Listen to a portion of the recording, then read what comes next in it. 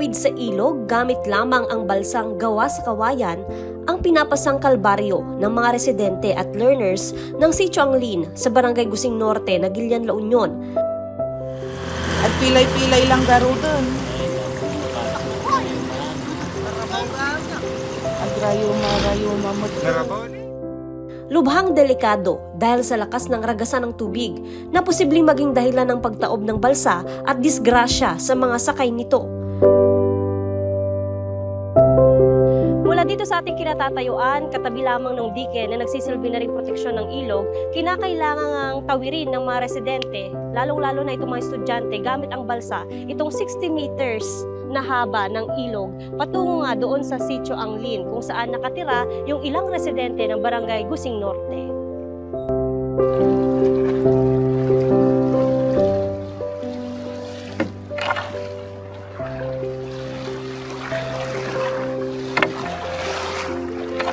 Ang balsang kawayan napakahalaga sa buhay ng nasa 70 pamilya o higit sa 100 individual na nakatira sa Sitio Anglin. Ito lang kasi ang nagsisilbi nilang transportasyon para mabilis na makatawid sa sentro ng barangay.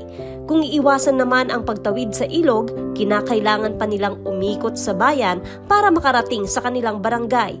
Higit na mas magastos ito at mas mahaba ang biyahe. Pag malakas kasi ang ulan, bumabagyo, aapaw yung tubig dito. Yung mga kwan dyan, mga alaga nila, kung minsan na may maanod, kung hindi nila kagad makuha. Sino yung araw-araw na nagbabalsa? Araw-araw, kwan ma'am, lahat sila. Pag kwan, salitan sila kung sino yung kwan, may nakabantay dyan, siya na yung mag-drive ng balsa. Ilang learners ang aming naabutan na sumakay ng balsa para makatawid patungo sa kanilang tirahan sa Sitio Anglin. Tara na maglangoy! Tara na maglangoy!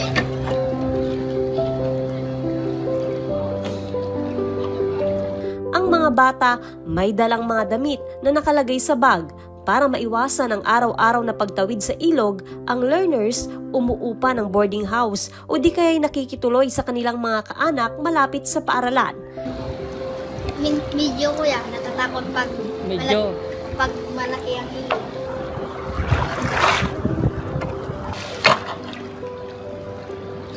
Ang mga magulang naman ng mga bata nakaabang na sa tabing ilog para ligtas na salubungin ang kanilang mga anak. Kaya mag-nervyos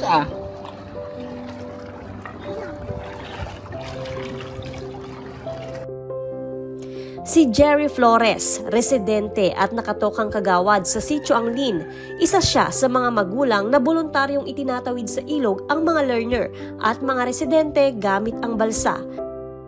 Gaya ng ibang mga residente, tanging hiling din niya ay magkaroon ng maayos na daanan para ligtas na makatawid ang kanilang mga anak at kasityo patungo sa sentro ng barangay. Sakripisyo rin sa kanya bilang magulang na makatapos ng pag-aaral ang mga learner na tumatawid sa ilog para makapasok sa eskwela. Ay, mas asyang kami la unay-unay yun, nanipod pa dati nga kinalakay ko, aging gana pa ide, gana pa tatta, kasto yun. Ito'y pa yun nga karayan, ma'am, nitatang ko, iso pa tinakaanudan na ide, haan mi nga nabirbirukan apo iti bangkay na, ingana tattan.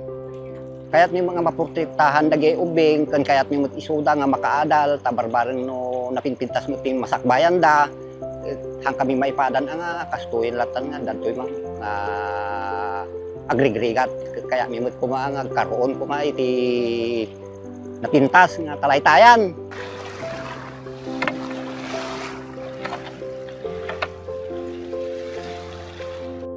Pagsasaka ang hanap buhay sa Sitio Anglin.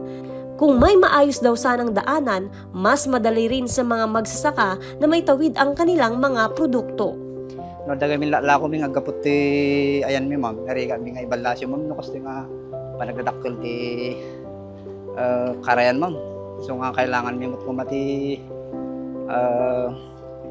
panasayat nga dalan tano kasta mai balasyo mi ti dagiti natag mi ma'am iti ili ma'am nga masayat nga may lako ma'am. Kada taon, naglalaan ang Barangay Council ng 10,000 pesos na budget sa paggawa ng balsa para sa mga residente. Pero sa kasamaang palad, ang 3 balsa na gawa ng barangay na ianod sa pananalasa ng Bagyong Emong. Ang gamit ngayong balsa, pinagtulungang gawin ng mga taga-sitio Anglin. Ang solusyon talaga dito na pinapangarap ng mga taga-sitio Anglin at saka Barangay Gusing Norte, yung tulay. Pero ngayon, pansamantala, may sinabi naman ang ating LGU na Gilian, lalo na si Mayor, ay hanging bridge. Sana matupad na ngayong taon, sa sunod na taon, para naman hindi naman sila mahirapan. Joan Punsoy, Balitang Solid North.